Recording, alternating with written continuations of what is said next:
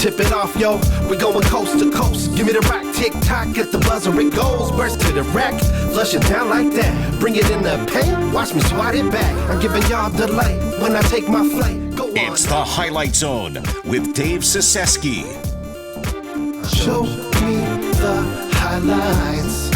It's the Highlight Zone, but it's also with Justin Dirks. He's right there. Justin, welcome back. Another week here. We're pumped for Week 6 because we're on the cusp of the postseason. Conference titles are on the line. And Justin, when it comes to matchups this week, the schedule did not disappoint, my friend. No, thanks, Dave. Excited for Week 6 action as we get closer and closer to postseason play. We got the top two teams in the Tri-Valley Conference Reds squaring off in a rematch from earlier this season when the Muth pulled out the close 4-point victory over the Falcons tonight. Freeland tries their hand to make the Eagles give the Eagles their first loss this season in front of their home crowd. Sorry, it's the Eagles and the Falcons in our game of the week. 18-0 Eagles want to take care of the Falcons for the season sweep and wrap up that #1 seed in the Red Region rivalry in front of a packed house here for a good one tonight. First quarter we go, slow start for both teams as junior Landon Jacobs still hits the baseline jumper for the first basket of the game. On the other end, senior Tucker Hillman finds senior Tristan Comer down low for the score.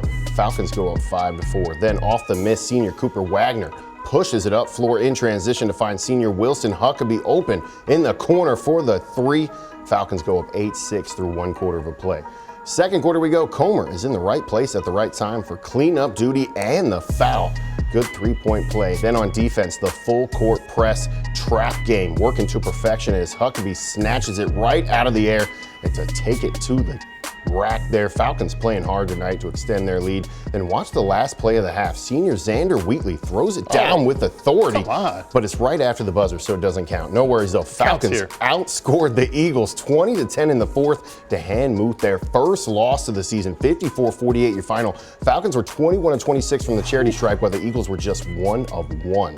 That was the difference there. Then 9-7 Lady Eagles hosting the 12-5 Lady Falcons, hungry for revenge after their 4-point loss to Freeland on the road a month ago. First quarter, give and go backdoor works to perfection for sophomore Macy Donovan. Muth up 22-8 already, and they aren't stopping anytime soon as junior Grace Brenner backs down her defender baseline to put up a shot with just second left in the first to give the Lady Eagles a big 16-point lead and momentum heading into the second quarter. Now, junior Jaz Bejic hits the bounce pass under the rack to freshman Braylon Raitulski for the contact and the bucket. Three-point play is good, but still a big deficit, especially when senior Chloe Comstock is hitting great passes to Donovan inside like that. Muth girls locked in tonight. However, Bejic trying her best to keep her team in it, driving left with the switch in the lane for the basket, but the Lady Eagles soar tonight, 63-40 your final, as the Franken Muth girls remain atop the Tri-Valley Conference Red at 9-1. All right, well, a battle of independence is Genesee Christian Soldiers hosting the Weberville Spartan Soldiers. Defeated the Spartans just 3 days ago, 62-51. First half, Kyle Kubiak goes down low to Daxton Fieger, who finds Camden Buchanan in for the hoop. He'll get the foul as well. Spartans take the 2-point advantage. How about a response from the All-American Cooper Boyke with the triple from the wing? Soldiers back up by 1. This is a battle tonight between two teams as Dylan Rhodes going down the lane and he'll lay it in. These two teams are awesome. I'm telling you, they've had big wins all season long. Weberville stretching the floor though. Buchanan, again, this time for 3. 6-point Spartan lead, but Genesee Christian battling back. Boyke again finds Ethan Church down low. He'll go off the window. Next time down, Church this time showing he can stretch the floor from long range. Nothing but the bottom. And Boyke also getting in on the fun here with the outside shooting. He'll nail another triple, but Weberville, they pull away late. Kubiak gets a bucket here. They win 67-60.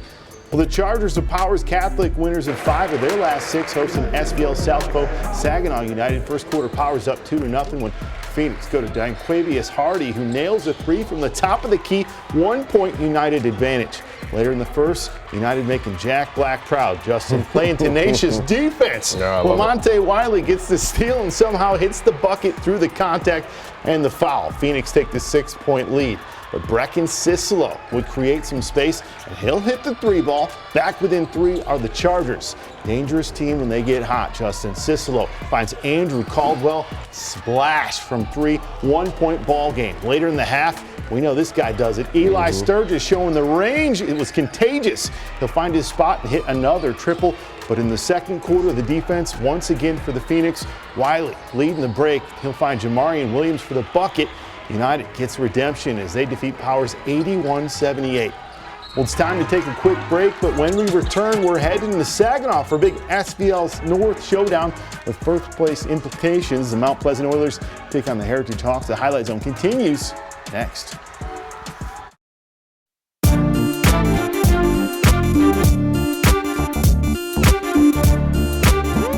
Well, welcome back to the Highlight Zone. Tonight, 2 of the top teams in the SVL North square off as the Heritage Hawks perched atop the conference at 9-0, host the Mount Pleasant Oilers, who sit just behind them at 8-1. Their only loss, a dominant 62-42 win at the hands of Heritage. The Oilers are looking for revenge tonight and a chance to steal the conference crown. A huge opportunity in Saginaw tonight. You want dominance? We got dominance. Block after block here. Let's keep Heritage in control after a slow first half and a double block by the Hawks. This was out of control. For a game that was 14-11 at the half, the Hawks put the pedal to the metal on the Mount Pleasant Oilers. That Batman right there. 6'8" senior forward Noah Arnold. How about him, Dave? Yeah, laying down a monster dunk. And after nearly 30 points in that third quarter, Justin, the Oilers were saying, can we make a comeback here? Gave it to the sophomores. Number 24, Jaden Lang with the finger roll. That's a nice bucket. Jake Hutchinson, Justin, showing why he wears the big 30 with back-to-back triples. The second one there in the corner. Heritage says, not tonight. This is not a comeback. Juniors Jordan Hayden and Isaiah Burton banging some threes out there, rounded out. They'd steamroll the Oilers 55-28. The Hawks now waiting to see who they'll play next Thursday in the SBL League crossover. When you walk back in here, the hair on the back of your neck still stands up. You don't necessarily remember the plays and the games, but you just remember the feelings that you had. It was some of the best times of your life. My son goes to school in Clio. I get to watch him play on the same courts I played on. There was nothing that I could have done without my teammates, so I have a lot of great memories playing with all of my friends my whole life growing up here. Gotta love the memories there in Clio. Headline with names like NBA referee Jenna Schroeder and the 1972 first outright conference championship winning football team.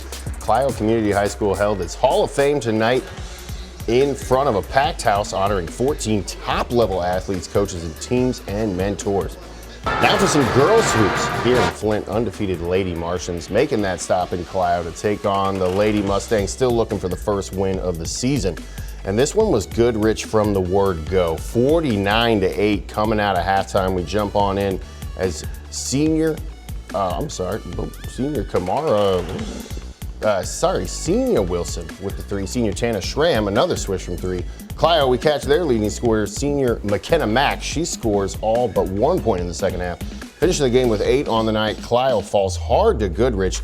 66-12 the final in that one.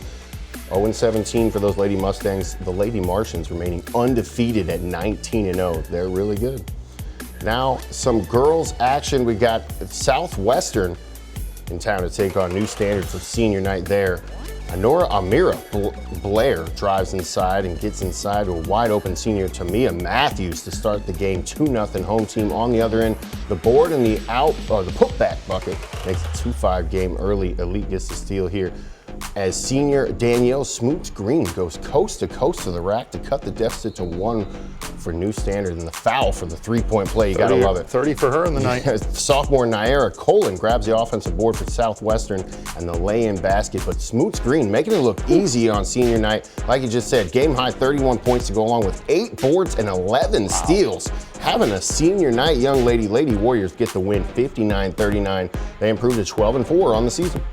Well, Flint Metro League showdown between Linden and Kearsley, and I didn't know ESPN would be in the house tonight. How about that? Starting things off in the first half, Kearsley on the attack. Senior Bryson Evans goes to the left and to the rack with a nice finish.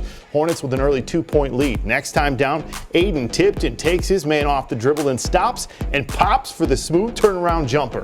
Home team, seniors balling early, but here comes Linden as they kick it out beyond the arc to Maddox Suniga for the 3-ball on the wing. It's money.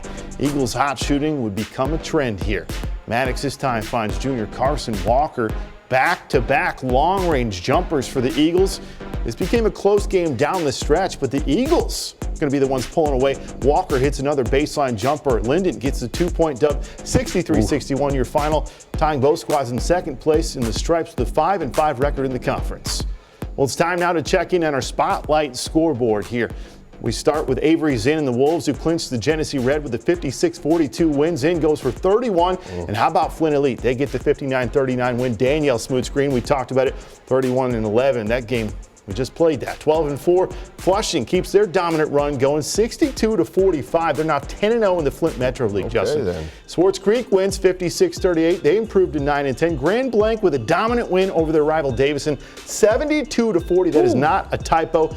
And Goodrich gets their 14th win on the year over Clio, 59-44, sitting atop the Flint Metro League standings. Well, how about a highlight of the night for you? It's week 6 of the highlight zone. So it's coming from Saginaw at the Heritage and Mount Pleasant game. Senior forward Noah Arnold just being dominant on both ends of the floor, block after block after block, then finishing off with the monster slam on offense. Hawks get that big win on the night with the help of him. Arnold comes up with our play of the night. Well, Fan Zone is back for another week of the Highlight Zone, and this week the win goes to Frankenmuth High School, who dominated 80%. How about that? They're really showing out in the stands and on the court. This week, though, we turn the spotlight to the students from Clio, Freeland, and Genesee Christian. Make sure you head to abc12.com/fanzone and cast your vote. Too bad they didn't get the win tonight. Sticking with hoops now, how about this? Detroit Christian star Cade Cunningham has taken a big off-court step as he's purchased a minority ownership stake in his hometown MLB team, the Texas Rangers. 24-year-old all-star guard who's headed the NBA All-Star Game on Sunday, joined a group of investors through Sportsology Capital Partners to buy into the Rangers organization. Cunningham grew up in Arlington, Texas, cheering on that Rangers squad, and now he has a little piece of the action in that club he cheered on as a kid. Wow. And that's going to do it for week 6 of the Highlight Zone. We'll bring that camera back on us right here because, hey, that was a lot of fun. A lot of conference battles, much-watched matchups. Can you say that 5 times fast, know, right? Justin, you've been here for a couple weeks now. You having some fun? I know, I love it, right? We love this action here from Flint to Saginaw, all the way to Bay City's got a couple teams. Oh, yeah. We love the action here in mid-Michigan. And how about that? Frankenmuth goes down to Freeland. Wow. That's a huge rivalry game. It's always back and forth, so to hand them their first loss is incredible. You're going to keep this trend going, but next you're going to bring some college hoops into the fray, right? Oh, yeah. We got SVSU tomorrow. Saturday, check our ABC News at 6 and 11 tomorrow as SVSU women and men's hit the floor. I got highlights for you. Let's say it together. See ya. Take care.